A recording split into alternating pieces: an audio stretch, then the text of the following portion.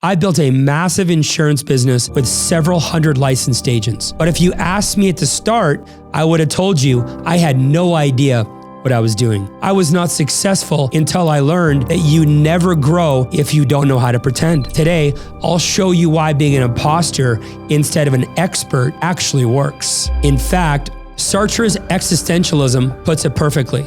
You are not what you are, and you are what you are not. I learned this the hard way. I faced serious health struggles with my Crohn's disease. I could have easily let this define my life, but instead of waiting to feel ready to succeed, I stepped into my role as a leader, even when things seemed impossible. You see, I wasn't born with all the answers. And sure, I didn't wait for a perfect moment to act, but I acted like I belonged, even when I was in doubt. To me, this means that your identity isn't fixed. We're all just pretending to be somebody that we're not. And in doing so, we create who we want to become. If I explain it from a common perspective, I'd not be wrong to say that society rewards those who play the role convincingly, not those who wait until they feel ready. Here's what I want you to do today. Try the role experiment for a week. Act like the most confident version of yourself, even if you're faking it at first. Just do it for a week and you might be surprised at how quickly it starts to feel real. It's not just Sartre's existentialism. Even Nietzsche, the popular philosopher and critic, said, "Truths are illusions which we have forgotten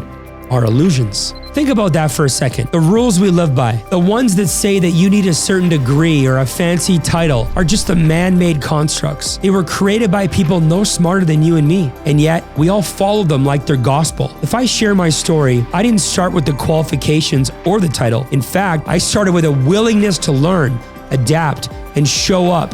And along the way, I built my credibility. So what's the actionable step here? Try the confidence heist this week. Walk into every room, whether it's a meeting, a networking event, or a simple conversation.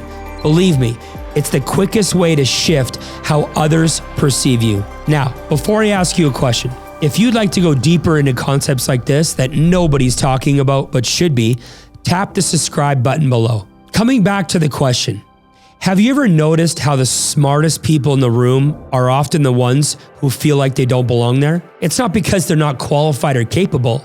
It's quite the opposite, actually. The more you know, the more you realize how much you don't know. Think about it. If you're an expert in a field, you understand just how much complexity exists. You're aware of all the gaps in your knowledge. And because of that awareness, you start to question whether you truly belong. The truth is, the more you know, the more you doubt yourself.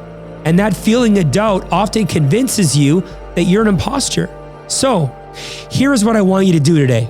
Embrace that feeling of not knowing it all. Let it push you to learn more, but never let it stop you from acting. Here comes the paradox. The reason you feel like an imposter is actually the very thing that proves you're not one. If you think a bit deeper, imposters don't question their worth. They fake it until they make it, and they do it with confidence. On the other hand, true achievers, the ones who are actually competent, are the ones who constantly doubt themselves. That sense of being a fraud is your mind's way of checking you. It means you care enough to want to improve. You know there's more to learn, and that drives you to keep pushing forward. If you don't feel like an imposter at all, you wouldn't be growing. Remember, imposter syndrome isn't a weakness. It's proof that you're evolving, challenging yourself, and striving for greater success. So, the next time you feel like a fraud, take it as a sign that you're on the right track. Lean into the discomfort. It's where growth happens. Now, you might be wondering, but Steve, how do I trick the world and even myself into success?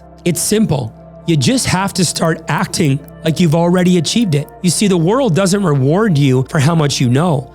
It rewards you for how much you show up and for how much you believe in your own abilities. Think about how successful people carry themselves. They don't just know their stuff. They act like they know it. They project confidence. They speak with authority. They take up space, regardless of the doubts that they have inside.